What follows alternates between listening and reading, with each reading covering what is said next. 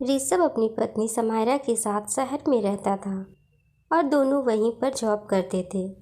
लेकिन ऋषभ अपनी mummy papa से मिलाने समायरा को गांव लेकर आता है। ऋषभ अपनी पत्नी समायरा को समझाते हुए कहता है, देखो समायरा, ये हमारा शहर नहीं, ये गांव है। हम कुछ दिनों के लिए मम्मी पापा के साथ रहने आए हैं। मैं तुम्हें समझाना चाहता हूँ कि जिस तरह तुम घर में हरकतें करती हो वैसे हरकतें ना किया करो, क्योंकि मम्मी पापा को तुम्हारे रात में नहाने के बारे में पता चल गया तो उन्हें बहुत अजीब लगेगा। और यहाँ का पानी भी अलग है, तुम्हारी तबीयत भी खराब हो सकती है। अरे यार ऋषभ, कैसी बातें कर रहे हो। मुझे पता है ये शहर नहीं गांव है। मैं पूरा ध्यान रखूंगी कि मम्मी पापा को मेरे बारे में कुछ भी पता नहीं चले। समायरा को रात में नहाने की आदत थी, जिस कारण से ऋषभ बहुत परेशान रहता था। चाहे गर्मी का मौसम हो, ठंडी का मौसम हो या बरसात का, सभी मौसम में समायरा दिन में नहीं रात में ही नहाया करती थी। आज समायरा को गांव में आकर बहुत बेचैनी हो रही थी। उसे नींद ही नहीं आ रही थी। रात में नहाने की जो आदत थी वह ऋषभ को सोने देती है और चुपके से उठकर बाथरूम में नहाने चली जाती है। इधर ऋषभ की माँ को नींद ही नहीं आ रही थी, क्योंकि उसे बाथरूम से झरने की आवाज़ जो सुनाई दे रही थी। वह अपने पति को उठाती है और उससे कहती है, कुछ दिनों से महसूस कर रही हूँ, बाथरूम की झरने से पानी गिरने की आवाज़ आती है। मुझे तो समझ नहीं आता, इतने रात में बाथरूम में कौन जाएगा, और झरने का पानी अपने आप तो गिर नहीं सकता। अपनी पत्नी की बात सुन माधव उससे डांट कर समझाता है। अरे ये कैसी बातें कर रही हो तुम? तुम्हें होश भी है? तुम क्या कह रही हो? आज से पहले कभी तुमने कोई आवाज सुनी? फिर अचानक से ये सब क्यों कह रही हो? तुम्हें पता है ना, घर में नई बहू आई है। अगर वो सुन लेगी तो डर जाएगी बेचारी। फालतू की बातें करना बंद करो। माधव के समझाने पर अब सरिता और माधव सो जाते हैं, लेकिन बेचारी सरिता को नींद ही कहाँ आ रही थी। उसे तो अब भी झरने के पानी की आवाज़ आ रही थी। फिर भी किसी तरह वह सो जाती है। अगली सुबह होते हुए अपनी बेटी से कहती है, अरे बेटा, बहू कहाँ है? इतने दिन हो गए बहू को आए हुए, लेकिन मैंने उसे कभी भी नहाते धोते नहीं देखा है। रोज़ सुबह उठकर पूजा पाठ करती है और किचन में खाना भी बनाने चली जाती है। उसे समझाना होगा कि जब भी पूजा पाठ किया करे तो सुबह उठकर पहले सवेरे नहा धो ले, तभी पूजा पाठ कर किचन में जाया करे। अभी जाकर उसे समझा देती हूँ। अरे माँ, ऐसी बात नहीं है। वो समायरा का थोड़ा तबीयत ठीक नहीं है, इसलिए नहीं नहा रही होगी। मैं उसे समझा दूंगा। तू क्यों समझाएगा? मेरी बहू है, मैं खुद ही समझा लूँगी उसे कैसे समझाना है। वो किचन में ही होगी ज़रूर, मैं अभी उसे समझाती हूँ। इतना कहकर सुमित्रा समायरा के पास किचन में जाने लगती है। अरे समायरा बहू, कहाँ हो तुम? बेटा तुम यहाँ हो, मुझे तुमसे बात करनी थी। बेटा तुम जब से आई हो मैंने तुम्हें कभी नहाते धोते नहीं देखा है। तुम सुबह उठकर पूजा पाठ भी करती हो और किचन के कामों में लग जाती हो, लेकिन बेटा हमारे घर का रीति रिवाज है, पहले उठकर नहा धोकर ही पूजा पाठ करते हैं। अपनी सास की बात सुन समायरा कहती है, ठीक है मम्मी जी, आपको जैसा ठीक लगे मैं वैसा ही करूँगी। मुझे पता नहीं था। कल से मैं सवेरे उठकर नहा लूँगी, पूजा पाठ कर किचन में आया करूँगी। मम्मी जी, आपने मुझे जैसा समझाया है मैं बिल्कुल वैसा ही करूँगी। मुझे पहले से ये सब पता नहीं था, इसलिए गलती हो गई। रात होते ही समायरा सबके सोने का इंतज़ार करती थी। जैसे ही सब सो जाते, समायरा चुपके से बाथरूम की ओर चल पड़ती। आज रात समायरा जैसे ही बाथरूम में नहाने जाती है, एक बड़ी सी छिपकली को देखकर डर जाती है और ज़ोर ज़ोर से चिल्लाने लगती है, बचाओ, कोई बचाओ मुझे, छिपकली है यहाँ, बचाओ बचाओ। समायरा की चिल्लाने की आवाज़ सुनकर घर के सभी लोग भागे भागे बाथरूम में आते हैं और समायरा को इस तरह बाथरूम में देखकर उसकी सास सब समझ जाती है। अरे बेटा समायरा, मैंने तुम्हें सुबह जल्दी उठकर नहाने के लिए कहा था और पूजा पाठ करके किचन के काम करने के लिए। तुम इतनी जल्दी क्यों उठ गई बेटा? इतनी जल्दी उठकर मत नहाया करो, नहीं तो तुम्हें ठंड लग जाएगी और तुम्हारी तबीयत भी खराब हो जाएगी। समायरा की सास को लगता है कि उसके कहने पर उसकी बहू इतनी जल्दी उठकर नहा रही है। उसे तो पता ही नहीं था कि समायरा रोज ही रात को नहाती है, क्योंकि उसे रात को नहाने की आदत थी। ठीक है माँ जी, मैं कल से थोड़ा लेट से नहाया करूँगी। वो मैंने छिपकली देख लिया, इसलिए मैं डर गई और ज़ोर ज़ोर से चिल्लाने लगी थी। ऋषभ अपनी पत्नी को इस तरह से बाथरूम में देख समझ जाता है कि समायरा रोज ही बाथरूम में नहाया करती है, तभी तो उसकी तबीयत भी खराब हो रही है। क्या यार समायरा, ये कैसी आदत है तुम्हारी? मेरे इतना मना करने के बाद भी तुम्हें कोई असर नहीं पड़ा? वो तो अच्छा हुआ कि माँ को पता नहीं चला। माँ सोच रही है माँ के कहने पर तुम जल्दी उठकर नहा रही हो, नहीं तो क्या होता।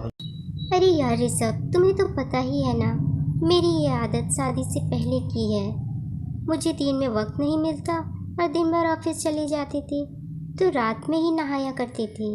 इसलिए मुझे आदत हो गया है और ये आदत मेरी छूट नहीं सकती है। मेरा वक्त बीतता जाता है और एक दिन समायरा की तबीयत खराब हो जाती है। ओहो, मेरे सर में कितनी दर्द हो रही है और लगता है मुझे फीवर भी है।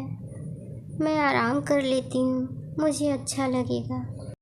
ऋषभ और उसकी माँ जैसे ही कमरे में आते हैं, समायरा को बुखार से तपता हुआ देखते हैं। ऋषभ तो समझ गया था ये सब उसके रात में नहाने की वजह से हो रहा है। तुरंत ही उसे हॉस्पिटल लेकर जाते हैं। हॉस्पिटल पहुंचकर समायरा का इलाज होता है। डॉक्टर बताते हैं समायरा प्रेग्नेंट है और इसे ठंड भी लग गई है। ठंड से बचना होगा, नहीं तो बच्चे को नुकसान हो सकता है। ये बात सुनकर घर के सभी लोग बहुत खुश थे।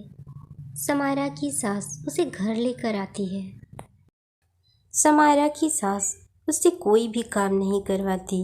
वह अपनी बहू को बस आराम करने, अपने और बच्चे का ख्याल रखने के लिए कहती है। लेकिन समायरा अपनी हरकतों से बाज नहीं आती। सबके सोने के बाद वह फिर से बाथरूम में जाकर रात में नहा लेती है, जिससे उसकी तबीयत और बिगड़ जाती है। समायरा की बिगड़ी तबीयत को देखकर घर के सभी लोग उसे फिर से हॉस्पिटल लेकर जाते हैं। हॉस्पिटल पहुंचने पर डॉक्टर उसका इलाज करते हैं और कहते हैं, मेरे मना करने के बाद भी आप लोगों ने लापरवाही की। आपसे कहा था ना, आपकी बहू को ठंड लग गई है और इससे बच्चे को भी नुकसान हो सकती है। इसके बावजूद भी आपकी बहू ने हमारी बात नहीं मानी, जिस कारण से आपकी बहू का मिसकैरेज हो गया है और हमें बच्चे को अबॉर्ट करना पड़ा। इतनी खुशी के बाद सभी पर दुखों का पहाड़ टूट पड़ा। अब समायरा की सास को भी पता चल गया कि वो रात में नहाने वाली हरकतें बहू की है। अब वह अपनी बहू समायरा से बहुत गुस्सा थी। इसी तरह वक्त बीतता जाता है और कुछ दिनों के बाद समायरा फिर से प्रेग्नेंट हो जाती है। लेकिन इससे पहले कि वह अपने पति को कुछ बता पाती, उससे पहले ही वह कहता है, समायरा, तुम्हारी वजह से मेरे परिवार वाले को बहुत दुख पहुंचा है। अब तुम ठीक हो गई हो। मैं चाहता हूँ तुम अब अपने घर चली जाओ। मैं तुम्हारे साथ अब और नहीं रह सकता। ऋषभ की बातों को सुन समायरा बिना कुछ सोचे समझे अपने घर चली आती है।